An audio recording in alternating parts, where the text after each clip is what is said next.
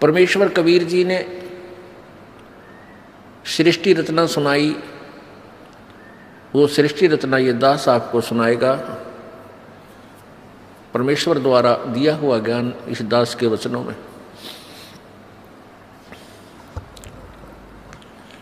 सर्वप्रथम केवल एक ही लोक था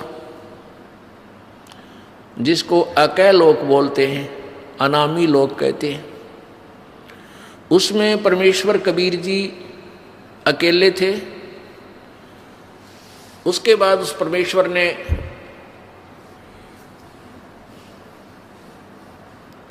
एक से अनेक होने का ख्याल किया। उसके लिए उस परमेश्वर ने अकय लोक से नीचे के 3 लोकों की और रचना की। वो लोक हैं अकय लोक से नीचे का अगम लोक, उससे नीचे का अलख लोक, उससे नीचे का लास्ट वाला चौथा लोक जो है, यानी अनामी अलग अकय लोक से अलग वो तीसरा लोक, और कुल मिलाकर चौथा लोक जो है वो सत्यलोक है। उसी पूर्ण परमात्मा ने, पूर्ण प्रभु ने, कबीर देव ने, कबीर साहब ने अपने ही अन्य 3 रूपांतर और किए। अगम लोक में वो अगम पुरुष कहलाता है, अलख लोक में अलख पुरुष, और सत्य लोक में वो सत्य पुरुष। एक ही परमात्मा अपने 3 रूप बनाकर वहां विराजमान है। परमेश्वर ने सर्वप्रथम सतलोक की रचना की, सतलोक के अंदर सृष्टि रचना की। अपनी शब्द शक्ति से 16 पुत्रों की, अपनी प्रथम वचन से 16 द्वीप, 16 स्थान अलग अलग परमात्मा ने बनाए। फिर 16 शब्दों से, 16 वचनों से 16 पुत्रों की उत्पत्ति की, और उन सबको कहा कि तुम अपने अपने द्वीप में अलग अलग रहो। उसके पश्चात परमेश्वर ने, कबीर जी ने अपने पुत्र उन 16 में से जो अचिंत है उससे कहा कि अचिंत आप अन्य रचना आप करो। अब अचिंत ने परमेश्वर से प्राप्त शक्ति के आधार से इस अक्षर पुरुष अर्थात परब्रह्म की उत्पत्ति की। अक्षर पुरुष स्नान करने के लिए उस मान सरोवर में चला गया जो परमात्मा ने ही उन सब द्वीपों के साथ ही रचना की थी। ये सरोवर तालाब आदि एक जैसे शहर के, नगर के अंग ही होते हैं, ऐसे इस मान सरोवर के अंदर वो स्नान करने के लिए गया, क्योंकि वहाँ श्वासों से शरीर नहीं है। सतलोक में श्वासों से शरीर नहीं है, और वहाँ ऐसा शरीर है जो बगैर वायु के भी रह सकते, वहाँ जीवित रहते हैं। जैसे आप देखते हो जल के प्राणी जल में ही रहते हैं, वो बाहर वायु ग्रहण करने आते ही नहीं। तो जल के अंदर वो जाकर के उस शीतल जल में सो गया, काफी समय तक बाहर नहीं आया। तब परमेश्वर कबीर जी ने, उस पूर्ण ब्रह्म ने, सत्य पुरुष ने, सतलोक के मालिक ने उस सरोवर से जल लिया, उसको अपनी शब्द शक्ति से एक अंडा बना दिया, और एक वचन से उसके अंदर एक आत्मा, अपने ही अंदर से एक आत्मा प्रवेश की। उस अंडे को जल में छोड़ दिया। वो अंडा गड़गड़ गड़गड़ करता हुआ जो जल के नीचे जाने लगा, उसकी आवाज़ से उस अक्षर पुरुष अर्थात परब्रह्म की निंद्रा भंग हो गई। जो ही उसने उठकर देखा, जिसकी अधूरी नींद कोई जाग जाता है तो उसको थोड़ा सा क्रोध होता है, और किसी आवाज़ से उठ जाता है तो उसकी तरफ उसको उसका आकर्षण होता है और उसके प्रति उसको कुछ अक्षुब्ध होता है, दुख होता है। तो उस क्रोध के दृष्टि से, उस क्रोध दृष्टि से देखा, उसके क्रोध के तेज से वो अंडा दो भाग हो गया और उसमें से वो ज्योत स्वरूपी निरंजन, ये ब्रह्म, जिसका वास्तविक नाम कैल है, कैल काल, ये आगे चल के प्रसिद्ध हुआ। तो वो ज्योति निरंजन ब्रह्म निकला। आकाशवाणी की परमेश्वर ने कि तुम अक्सर पुरुष, तुम निंद्रा में थे, तुझे जगाने के लिए सब ये क्रिया करनी पड़ी, तुम दोनों बाहर आओ। दोनों बाहर आए, प्रणाम किया। परमेश्वर ने कहा कि जाओ तुम दोनों अचिंत के द्वीप में रहो। आदेश पाकर के ये दोनों वहां चले गए अचिंत के द्वीप में। उसके बाद परमात्मा ने कहा कि अचिंत, तेरे बस का नहीं है सृष्टि रचना करना, आगे से सब रचनाएं मैं स्वयं करूंगा। परमात्मा ने ये लीला इसलिए की थी कि ये बालक कहीं बाद में अपना जीवन कर्म ना बिगाड़ लें, इनकी फड़क निकाल दूं, इनका भ्रम मिटा दूं कि समर्थ ही कार्य सब कर सकता है, जीव के बस का नहीं। अचिंत चुपचाप बैठा रहा, अक्सर पुरुष वहां जा करके सो गया, उसके बस की बात नहीं, इसको कैसे जगाऊं। तो जीव जीव ही रहेगा और पीव पीव ही है, परमात्मा परमात्मा ही होता है। इसलिए परमेश्वर ने कहा कि अब तुम बीच में टांग मत अड़ाना, तुम्हारे बस का नहीं है कुछ भी, मैं स्वयं ही सब करूंगा। इससे परमात्मा ने उसके बाद हम सभी आत्माओं को, असंख्य आत्माओं को अपनी वचन शक्ति से वहां सतलोक में भर दिया। हम सभी वहां आनंद से रहने लगे। वहां कोई दुख नहीं था, कोई कष्ट नहीं था, किसी चीज का अभाव नहीं था। सब भंडारे भरे रहते हैं, काजू किस्मत सेब संतरे, वहाँ के जो फल हैं, मेवा है, वो सदाबहार बाग हैं। अमृत आहार है, अमृत ही वहाँ का जल है। और कोई काम नहीं, ये नाड़ी वाला शरीर नहीं, शुक्रम अकायम असनाविरम। वहाँ हमारा जो शरीर है वो बगैर स्नायु का है, और ये माता पिता के योग से बने हुई शुक्र से बना हुआ हमारा शरीर नहीं है।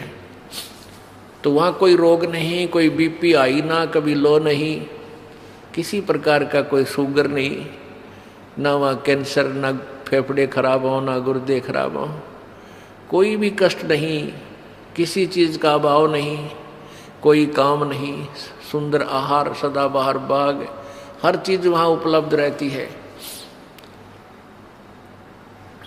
चार मुक्ति जहाँ चंपी करती माया होरी दासी, दास गरीब अभय पद पर से वहाँ मिले राम अविनाशी।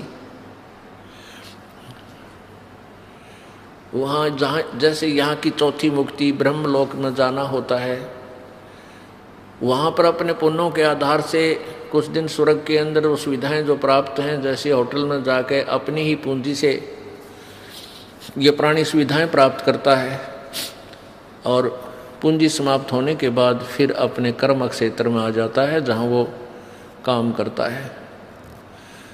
इसी प्रकार स्वर्ग, महास्वर्ग, चौथी मुक्ति जो प्राप्त करते हैं यहाँ की साधना से, वो ऐसा समझो जैसा शिमला के अंदर कोई सेठ साहूकार व्यक्ति, धनी व्यक्ति गर्मियों के दिनों में 2 महीना विश्राम करावे, अपने 20-30 हज़ार रुपये ले जावे और सब अपनी जेब से खाओ पियो मस्ती मारे, बर्बाद करके वापस अपनी फिर दुकान पा बैठे, फिर कर्म करे, फिर पैसे बचावे, अगली गर्मियों में फिर 2 महीने घूमे आवे। ऐसा यहाँ की स्वर्ग, महास्वर्ग अर्थात ब्रह्मलोक तक की उपलब्धि है, प्राप्ति है, का फल है। तो परमात्मा कहते हैं सतलोक के अंदर वहाँ पर ये चारों मुक्ति सदा पड़ी रहे, कभी समाप्त नहीं हो। जो सुख यहाँ कि चौथी मुक्ति प्राप्त प्राणी को है, वहां आपका कभी समाप्त नहीं होगा। वो आपके चरणों में इतना सुख सदा रहेगा और सदा था।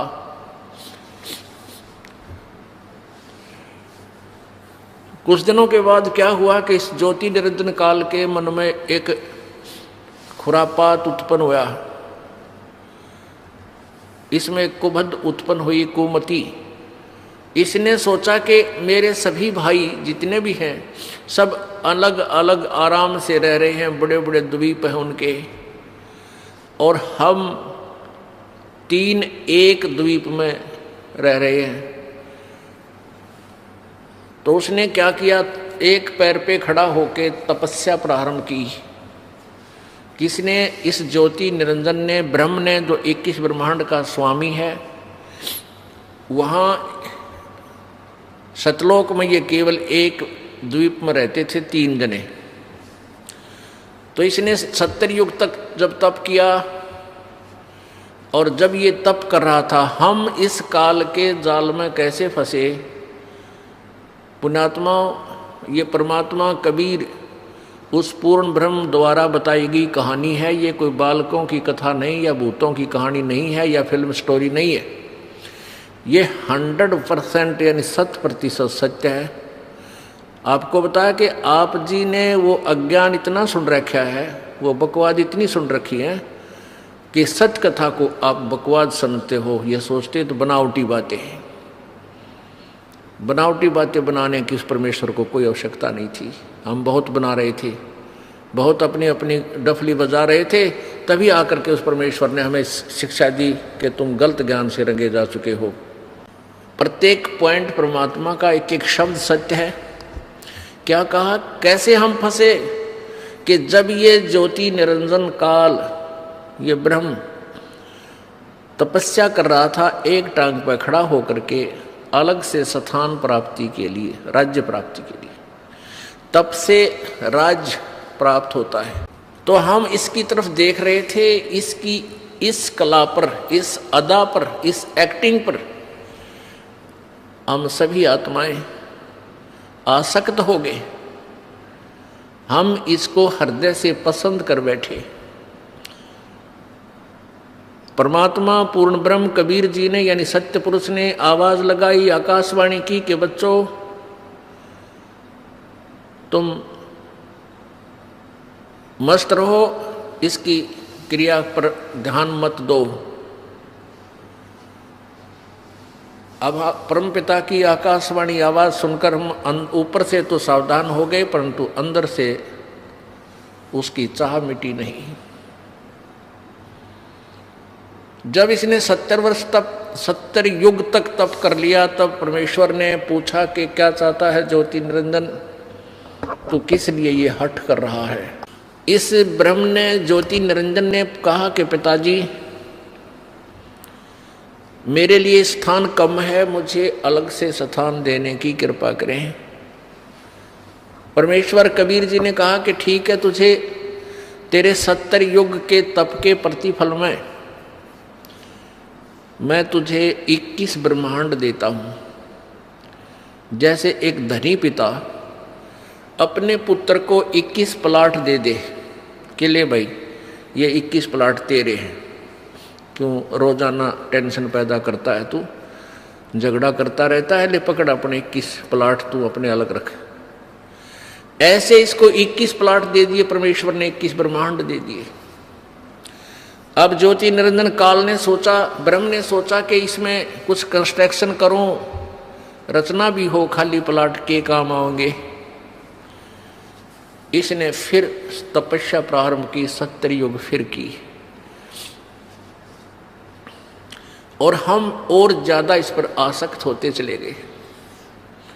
परमात्मा रह रहकर हमें समझाने की चेष्टा कर रहे हैं कि तुम अपने मस्त रहो, इसकी इस क्रिया पर ध्यान मत दो। लेकिन हम इतने ढीठ हो गए, अपने परम पिता को भी धोखा देने में नहीं चूके। दूसरी बार जब इसने 70 युग तप किया तो परमात्मा ने पूछा भी, क्या मांगता है तू? जो तू मांग रहा था वो मैंने दे दिया। ज्योति निरंजन ब्रह्म ने कहा कि प्रभु पिताजी, इसमें कुछ रचना की सामग्री देने की कृपा करो। परमेश्वर ने कहा कि ले बेटा, 5 तत्व और 3 गुण प्रभु ने बनाकर अपनी सबद शक्ति से उत्पन्न करके इसको दे दिए। अगले खेल ले, खेल खिलौनों से।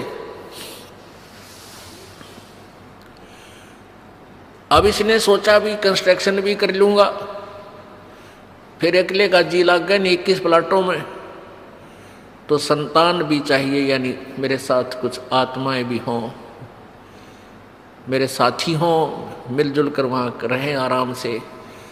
इस दृष्टिकोण से इसने फिर तपस्या की।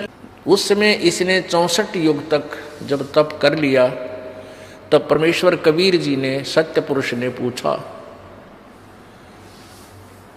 कि भाई ज्योत निरंजन, जो तू मांगता था वो मैंने तुझे दे दिया, जो तूने मांगा वो मैंने तुझे दे दिया, अब क्यों हट कर रहा है, अब क्या चाहता है तू? तो ज्योति निरंजन ने कहा कि पिताजी मुझे कुछ आत्माएं दे दो, मेरा अकेले का जी नहीं लगता, दिल नहीं लग रहा। परमेश्वर ने कहा कि भी बात सुन ले ज्योति निरंजन, ये सभी आत्माएं मेरे बच्चे हैं, मेरा अंश है, क्योंकि मेरे वचन से, मेरे शरीर से ये बाहर आए हैं, उत्पन्न मैंने उत्पन्न किए हैं। ये जीव नहीं दे सकता किसी कीमत पर, किसी भी तेरी क्रिया पर और किसी भी तप से जब से मैं ये नहीं दूंगा, मैं नहीं दे सकता, ये मेरी आत्मा है।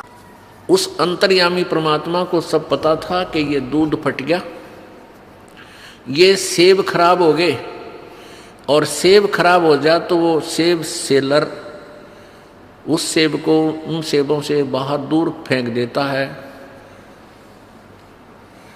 बाहर फेंक देता, उसको मंडी के खागड़ खाया करें, फिर पातला कुचला, कुत्ते खावें, गधे खावें। तो ऐसे हम सभी आत्माएं उस परमात्मा की दृष्टि से गिर गए, हम पतिव्रता पद से गिर गए, क्योंकि हम इस ज्योत निरंजन को अंतर आत्मा से चाहने लगे, और पिताजी के कहने के बावजूद भी हमने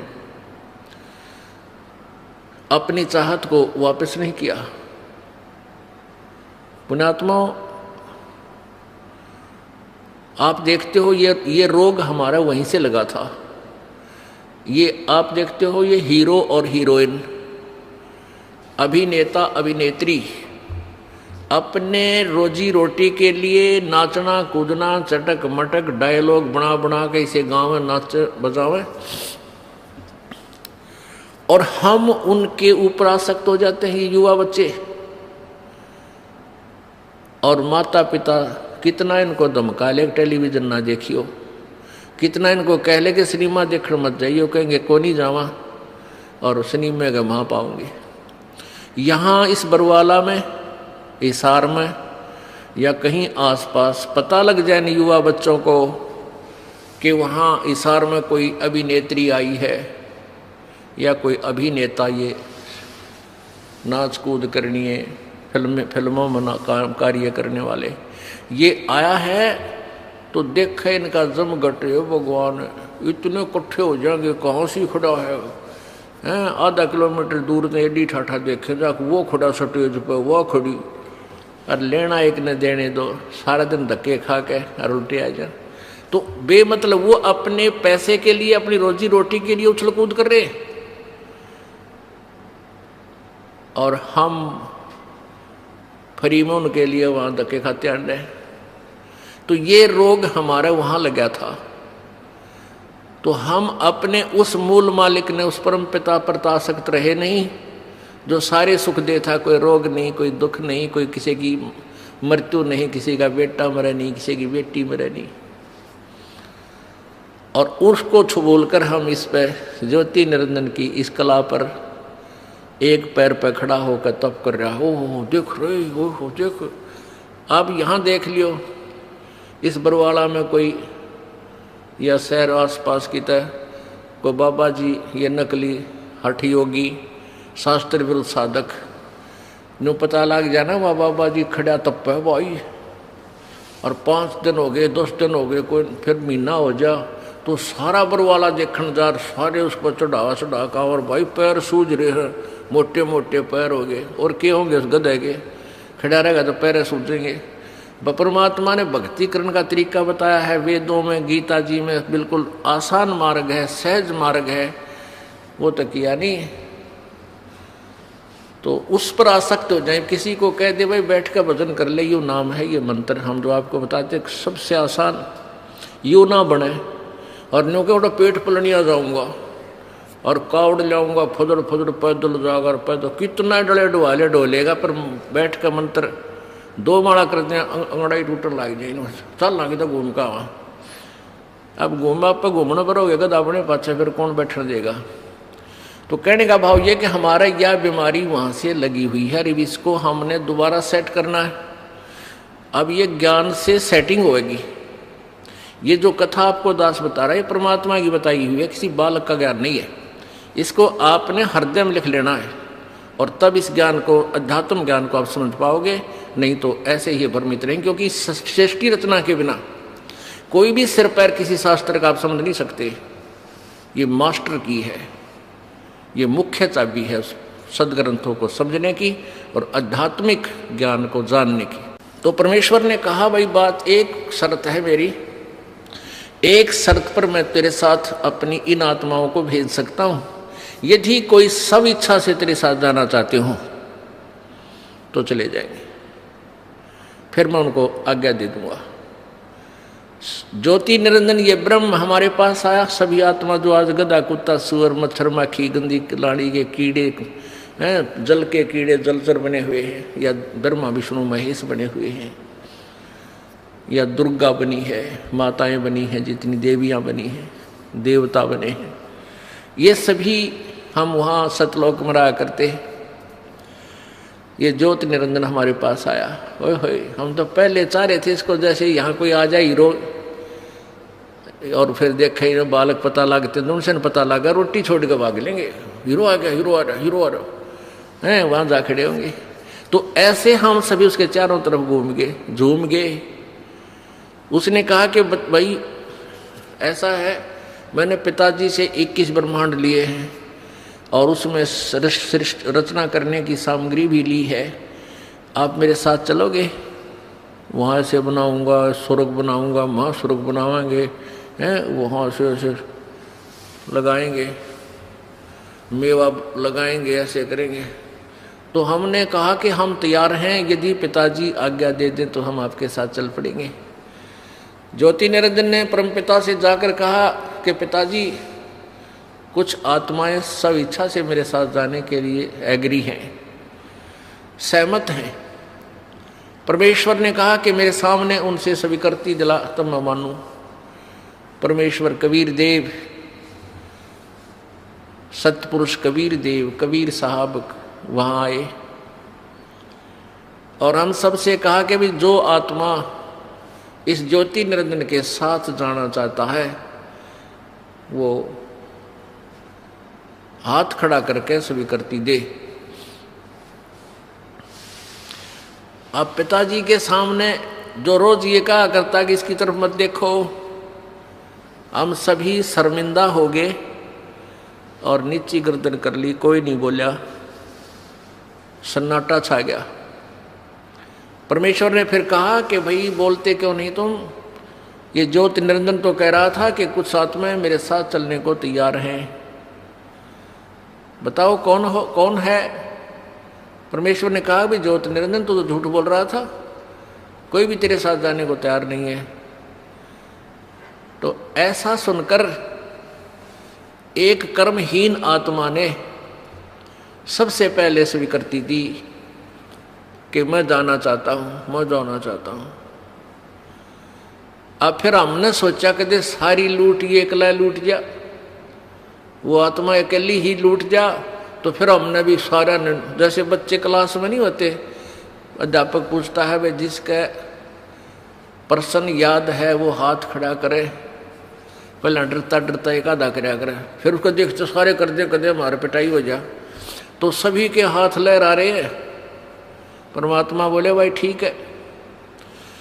ज्योति निरंजन तू जा अपने ये 21 ब्रह्मांड जो प्लाट थे ये ऊपर ही थे सतलोक के अंदर एक कोने में बहुत दूर। परमेश्वर ने कहा कि तू जा अपने उन प्लाटों में, इन सभी आत्माओं ने जो तेरे साथ जाने की स्वीकृति दी है ये मेरे कंप्यूटर में आ गई, इनकी सब के नंबर, इनको मैं अपने हिसाब से भेजूंगा और तेरे पास ये आ जाएंगे। ज्योति निरंजन चला गया। उस समय परमेश्वर कबीर जी ने उस आत्मा का जिसने सबसे पहले हिम्मत की थी अपने परम पिता से विमुख होने की, उसका एक लड़की रूप बना दिया, एक लड़की का रूप बना दिया, लेकिन उसको स्त्री इंद्री नहीं लगाई परमात्मा ने, बाकी स्वरूप लड़की का बनाया। इसमें भी कोई राज था दाता का। ये देखना चाहते थे कि ये नीच आत्मा ये निरंजन कितना और गिरावट में आता है, और हम सभी आत्माओं को सूक्ष्म रूप बनाया, बीज रूप, और दुर्गा के शरीर में अपने वचन शक्ति से प्रवेश कर दिया। जैसे आप देखते हो कि डॉक्टर बताते हैं कि 1 मिलीग्राम ब्लड में अरबों खरबों जीवाणु होते हैं, और उस ब्लड को निकाल कर वो दूसरे में डाल देते हैं। अरबों खरबों जीवाणु एक से दूसरे में चले जाते हैं। ऐसे परमेश्वर ने अपने वचन शक्ति से यानी उस सिरंज से इंजेक्शन से वचन इंजेक्शन से सभी को सूक्ष्म रूप दे करके और उस दुर्गा के शरीर में प्रवेश कर दिया। उस लड़की का नाम प्रकृति देवी रखा। प्रकृति आगे चल के यही दुर्गा अष्टांगी आदि नामों से प्रसिद्ध हुई। त्रिदेव जननी यही प्रसिद्ध हुई। सभी आत्माओं को उसमें प्रवेश कर दिया। उस लड़की से कहा कि बेटी तेरे अंदर मैंने सभी आत्माओं को प्रवेश कर दिया है, और तेरे को मैं एक वचन शक्ति देता हूं कि जितने जीव तू कहेगी उतने ही तेरे वचन से तेरे अंदर से अपने आप मेरी ताकत से मेरी पावर से मेरी शक्ति से बाहर आ जाएंगे और वो युवा शरीर में प्रकट हो जाएंगे। नर और मादा जितने भी तू चाहेगी बना देगी। और अपने पुत्र सहजदास से कहा कि जा सहजदास अपनी बहन को, वो सहजदास कौन है जो सबसे पहले 16 पुत्र उत्पन्न किए थे, उनमें से एक है सहजदास, कि जा इस लड़की को अपनी बहन को ज्योति निरंजन के पास छोड़या। अब सहजदास अपने परम पिता की आज्ञा पाकर अपनी बहन दुर्गा को लेकर के ज्योति निरंजन के पास गया। प्रभु आदेश से उसे कह दिया, और आदेश दिया था प्रभु ने जोगजीत को कि सहजदास को कि बता देना उसको कि इस लड़की के अंदर मैंने सब आत्माएं प्रवेश कर दी हैं, और इस लड़की को शब्द शक्ति दे दी है, जितने जीव तू कहेगा ये उत्पन्न कर देगी। सहजदास ने जाकर के ज्योति निरंजन से कहा कि परमेश्वर ने, पिताजी ने सभी जीवात्मा जो तेरे साथ आना चाहती थी सबको सूक्ष्म रूप दे करके बीज रूप में और इस लड़की में प्रवेश कर दिया है, और इसको शब्द शक्ति दे दी है कि जितने जीव ये तू चाहेगा ये उसी से मैं उत्पन्न कर देगी, नर और मादा। ऐसा कहकर के जो सहजदास वापस आ गया, वहां दुर्गा यानी ये प्रकृति और वो काल ज्योति निरंजन दोनों रह गए। अब युवती होने के कारण लड़की का रंग रूप निखरा हुआ था, और ज्योति निरंजन के अंदर ये काम वासना का अंकुर फूट गया। उस युवा लड़की को देखकर इसके अंदर दुर्विचार उत्पन्न हुए। लड़की के साथ दुर्व्यवहार करने की चेष्टा की, उसके साथ बदतमीजियां प्रारंभ की। दुर्गा समझ गई कि इसकी नीयत में दोष आ चुका है। प्रकृति देवी ने कहा कि ज्योति निरंजन मेरी एक अर्ज सुन ले, तू ये पाप मत कर, तू मेरा बड़ा भाई है, मैं तेरी छोटी बहन हूँ। तू पहले परमात्मा ने अंडे से उत्पन्न किया, उसके बाद हमारी उत्पत्ति की। और बहन भाई का ये नाता, ये दुराचार महाघोर पाप होता है, ऐसा जुल्म मत करें। अब ज्योति निरंजन ने एक नहीं सुनी उस देवी की, हर संभव यातना भी उसने कैंसिल कर दी, रिजेक्ट कर दी। तब दुर्गा ने सोचा कि अब तेरी इज्जत के बचाव का कोई विकल्प नहीं बचा। तब उसने अपना सूक्ष्म रूप बनाया और जो ही उसने बकवादों के लिए मुंह खोल रखा था, अभद्र तरीके थे, उसके मुख के माध्यम से और पेट में पहुंच गई।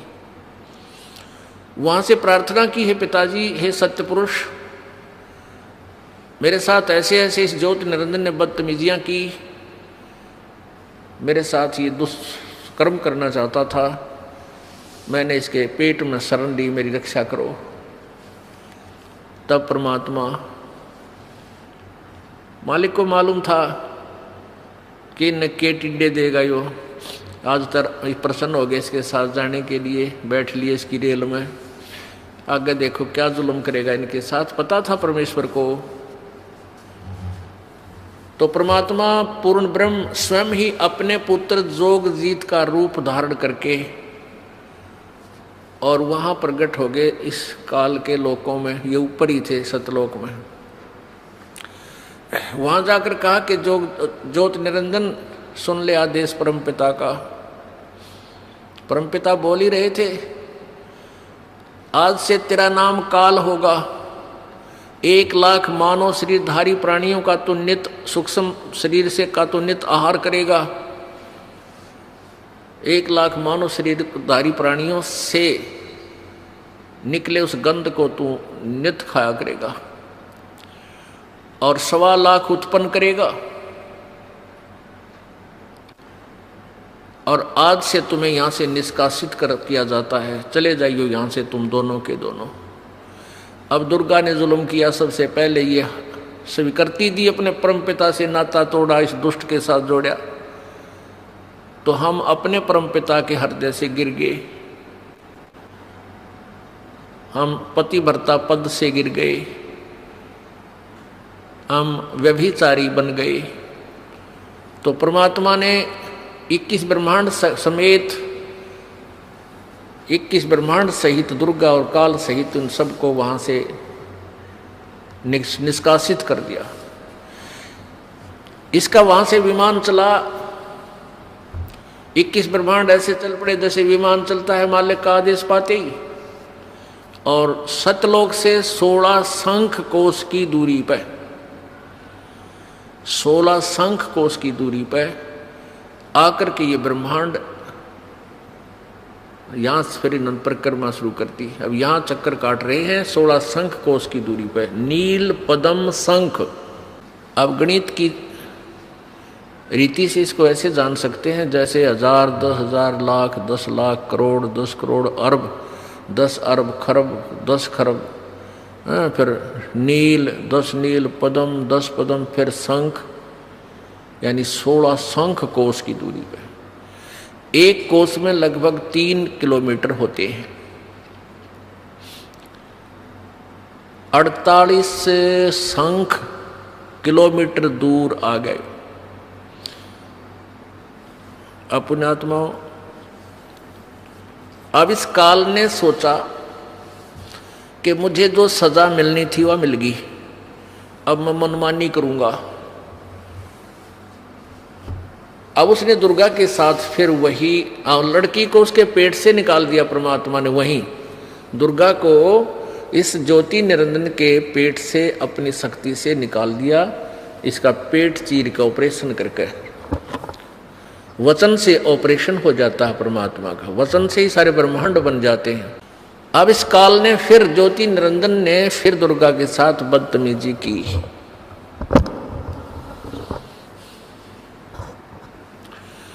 इसने फिर बदतमीजी प्रारंभ की।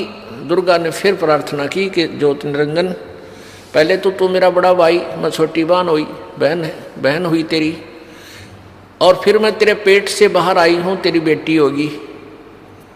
कम से कम किसी एक नाते की तो शर्म कर।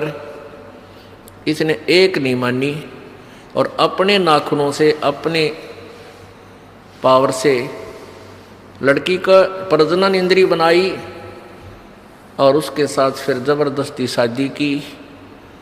उससे ये 3 पुत्र उत्पन्न किए, रजगुण ब्रह्मा, सतगुण विष्णु, तमगुण शिव जी। तीनों को एक एक गुण युक्त कर दिया। पुण्यात्माओं, ये कथा है जो परमेश्वर कबीर जी ने बताई। अब इस कथा को यदि हम एज इट इज छोड़ दें, जो कि तो छोड़ दें तो कोई नहीं माने और सब ये कहें ये तो दंत कथा है, बनावटी बातें हैं, ये कि कदे सुनी नहीं, आज तक किसी ने बताई नहीं, कहाँ प्रमाण है, हमें दिखाओ। तो ये दास आपको ढेर सारे प्रमाण दिखाएगा और उन्हीं सदग्रंथों में दिखाएगा जिसको आप श्रोधार्य मानते हो, एथेंटिक मानते हो, वास्तविक मानते हो। उनमें से कौन कौन से हैं? पवित्र गीता जी, पवित्र 4 वेद, पवित्र 18 पुराण, इनके अंदर और 5वां वेद जो आपको सुना रहा है ये दास, सूक्ष्म वेद ये दास आपको सुना रहा है जो परमेश्वर ने, कबीर जी ने आके बताया। हमारी लेटेस्ट और रोज नई वीडियो देखने के लिए चैनल को सब्सक्राइब जरूर करें।